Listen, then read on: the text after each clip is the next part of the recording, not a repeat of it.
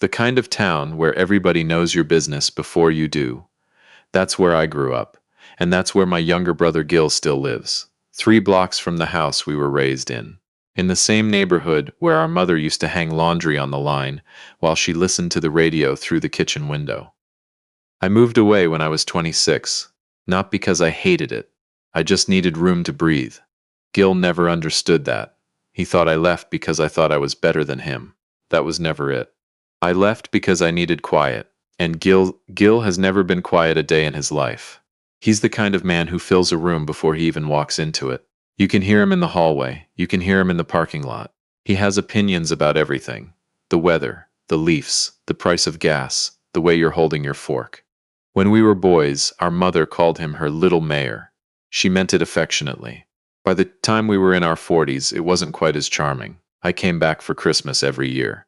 Every single year.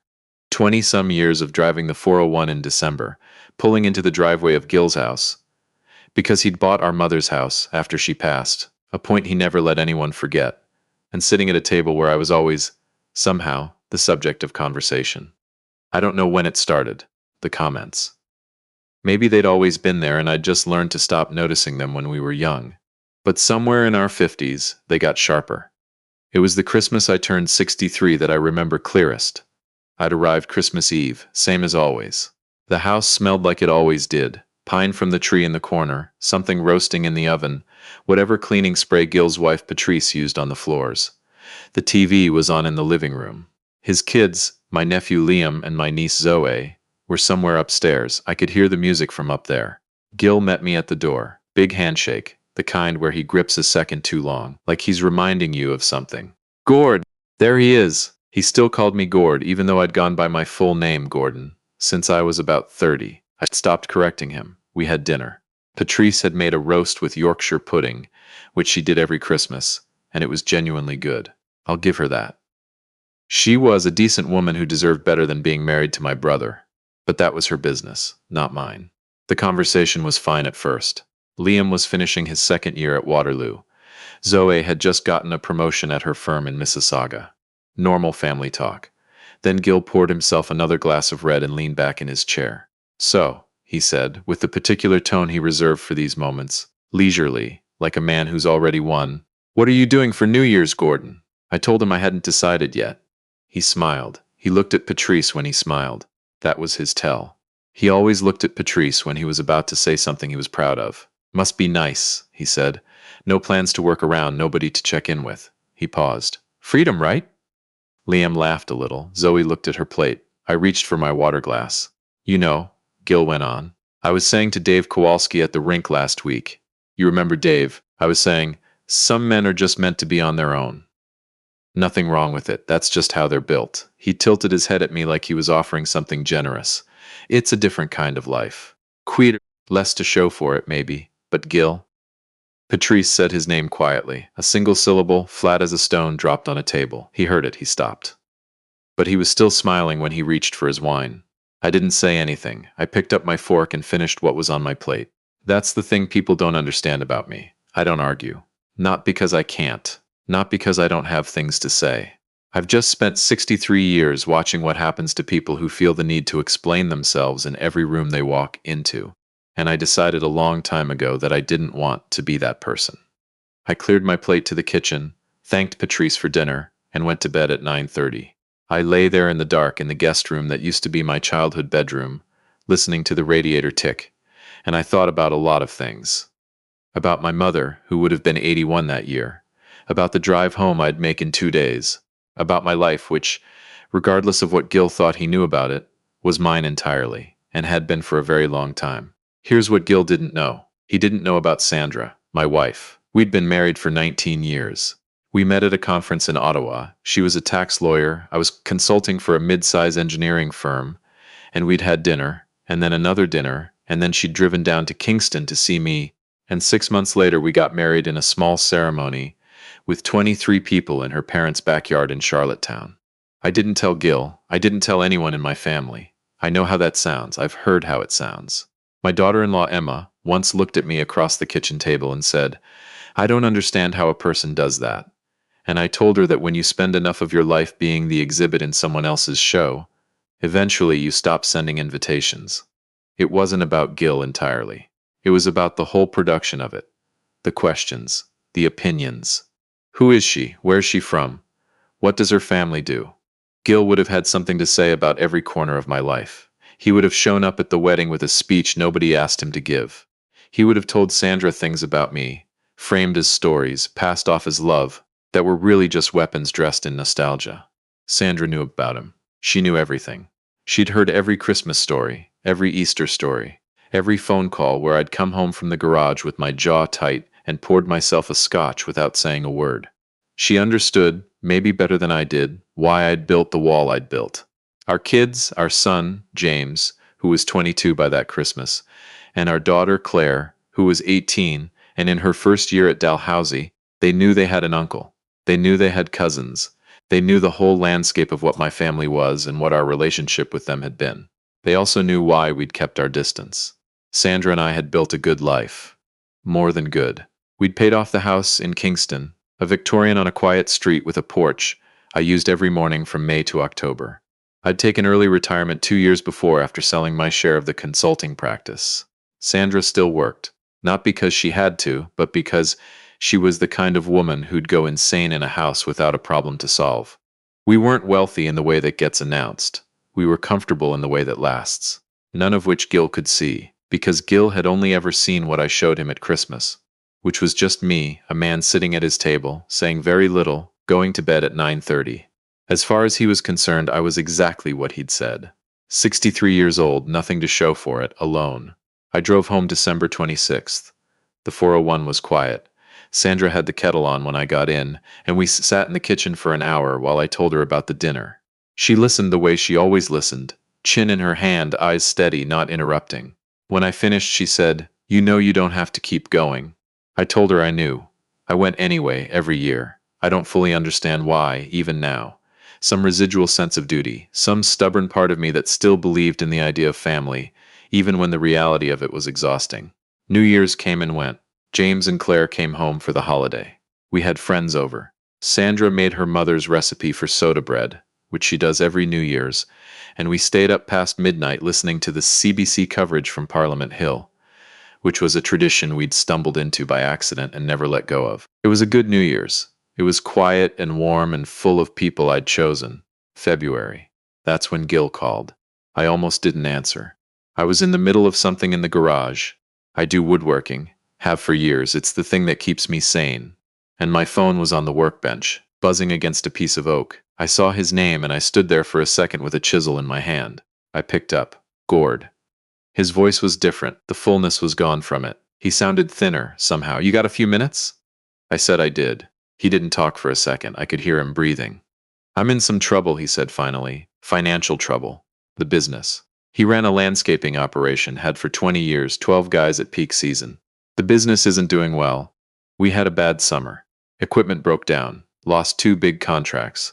And then Patrice's mother had the stroke in November, so there were trips back and forth to Sudbury and I." He stopped. I need some help, Gord. I don't know who else to call." I set the chisel down. I want to be clear about what I felt in that moment. There are people who would feel satisfaction. I'm not going to pretend some small part of me didn't notice the irony. The man who'd spent 15 years cataloging my inadequacies was now calling me to ask for help. I noticed it. I'm 63 years old. I'm not a saint. But the larger thing I felt was something more complicated. Something tired and old and familiar. He was still my brother. He'd been my brother since I was 6 years old and he was 2, and he used to fall asleep in the back seat of our father's Buick, with his head on my shoulder, on the drive home from Sudbury. Whatever he'd become, whatever we'd become to each other, that was still in there somewhere. I asked him how much he needed. He told me. It was a real number. Not nothing. I told him I'd call him back in a few days. I sat down with Sandra that evening after dinner and I told her everything he'd said. She listened. She asked a few questions, practical ones, the kind a lawyer asks. What assets did he have? Was the business registered? What was the debt structure? I told her what I knew, which wasn't much. She sat back and looked at me. "What do you want to do?" she asked. That's something I've always loved about Sandra. She doesn't tell me what to do. She asks what I want. 19 years and she's never stopped asking that question. I told her I wanted to help him, but I wanted to do it right, not a handout, a loan. with terms, documented, through her as a lawyer, so there was no ambiguity about what it was and what he owed. She nodded. I can do that. I called Gil back 3 days later. I can help you, I said. But I need to tell you some things first. He was quiet. I told him I was married. I told him Sandra's name and what she did and that we'd been together for 19 years. I told him we had 2 kids, his nephew James, his niece Claire. I told him they were good people and that I was proud of them. He didn't say anything for a long time. 19 years, he said finally. 19 years, another silence, gored. His voice had shifted into something I didn't recognize. Not defensiveness, not the bluster, just quiet. Why didn't you tell me? I thought about how to answer that. I'd had months and years and a whole drive home on the 401 to think about how I'd answer that question, if it ever got asked. Because you never gave me the impression that my life was something you were curious about, I said. You were only ever interested in what it looked like from the outside. And from the outside, it gave you something to say at Christmas dinner. So I let you say it. He was quiet again for a long time. That's fair, he said eventually. Just those 2 words. And I believed him. I told him that Sandra would draw up a loan agreement, that he'd pay it back over 3 years with modest interest, that if he couldn't make a payment, he needed to call me before it was due, not after. That I wasn't doing this to hold it over him. I was doing it because he was my brother, and I didn't want to watch him lose what he'd built. He agreed to everything. Sandra sent the documents the following week. He signed them and couriered them back without a word. We transferred the funds. That was that. I didn't hear from him for about a month after that. I didn't reach out either. I gave him the room. Then one Sunday morning in late March, the phone rang. It was Patrice. She thanked me for what we'd done. She said she'd known something was wrong between Gil and me for years, but she hadn't known what, and Gil hadn't talked about it, the way Gil never talked about the things that mattered. She said she was glad I'd helped him. Then she said something that surprised me. She said, I want you to know that he's been different since he found out. About Sandra, about your kids. She paused. He hasn't said what different means to him, but I can see it. I thanked her and we said goodbye. James found out in March. Claire found out the same day. We sat at the kitchen table, the 4 of us. Sandra, me, James, Claire, and I told them everything. About Gil, about the Christmas dinners, about the 19 years of silence that I'd chosen, and what had finally broken it. James was quiet through most of it, the way he gets when he's thinking. Claire asked more questions. That's just who they are. At the end, James said, Are you going to see him? I said I didn't know yet. Claire said, Do you want to? That was the harder question. The truth is I'd been asking myself that since February, whether the wall I'd built had been protection or punishment, whether the silence I'd kept had been dignity or just a different kind of pride, dressed up better than Gil's kind, but still the same animal underneath. Sandra squeezed my hand under the table and didn't say anything. I think about that moment a lot. The 4 of us at the table in the afternoon light, the sound of the street outside, the smell of coffee going cold. James looking at his hands, Claire looking at me. Sandra just there. This is what Gil didn't see when he looked at me at Christmas and saw a man with nothing to show for it. He saw the silence, and he filled it with what he needed it to be. He saw a man alone at a table and decided that meant something. He never asked. He never had to ask because he already knew, the way people who talk all the time always think they already know. He didn't know about any of it. He didn't know about Sunday mornings on the porch, with coffee and the newspaper and the red-tailed hawk that had nested in the oak tree at the back of the property, and that Sandra had named Gerald, which I thought was a ridiculous name for a hawk, and which I'd never once said out loud because it made her laugh every time she called it. He didn't know about the trip we'd taken to Newfoundland 4 summers ago, or the summer before that when James had his accident, and I'd sat in the waiting room at Kingston General for 6 hours while Sandra held my hand and I tried to read a magazine that I turned the same 3 pages of without understanding anything on them. He didn't know about Claire's graduation, or James finishing his apprenticeship, or the particular way a household runs when the people in it trust each other and don't need to prove anything to anyone outside of it. He didn't know about any of the ordinary, unremarkable, irreplaceable substance of my life. He only knew the Christmas version of me, and the Christmas version of me was the one I'd decided he got.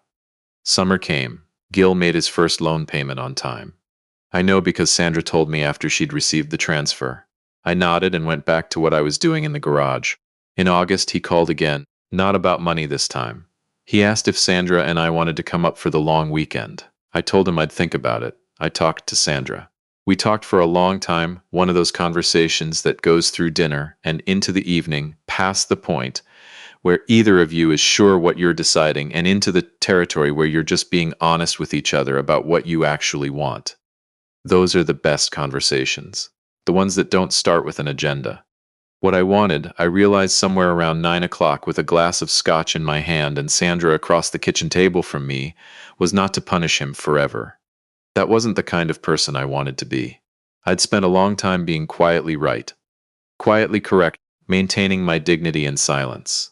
And there was something in that. I won't pretend there wasn't. But there was also something small about it, if I was being honest. Small and cold, and maybe not entirely different from what I'd accused him of. I called him back the next morning. I said we'd come. Not the whole long weekend, just the Saturday. Lunch. Outside if the weather held, because I knew what his dining room felt like and I wanted a table with some air around it. He said that was fine. We drove up in late August. Sandra had her sunglasses on and the window cracked and the radio on low. I drove the way I always drive, both hands watching everything. We pulled into Gil's driveway, my mother's old driveway, and I sat there for a second with the engine off. Sandra put her hand on my arm. Ready? She said. I said yes. And then we got out of the car, and Gil was standing at the front door. And for the first time in a very long time, he didn't look like the man who filled a room before he walked into it. He looked like a man who'd had a hard year and knew it, and wasn't trying to hide it. He looked at Sandra and he said, "It's really good to meet you." And Sandra, who had never met this man, who had listened to 20 years of Christmas stories, who had signed documents and processed transfers and held my hand in waiting rooms and never once told me what to do. Sandra said, "You too, Gil."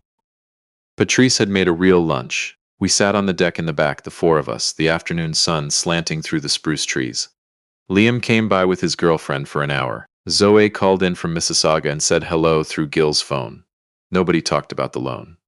Nobody talked about the Christmas dinner. Nobody said anything that needed to be circled back to, or explained or apologized for out loud.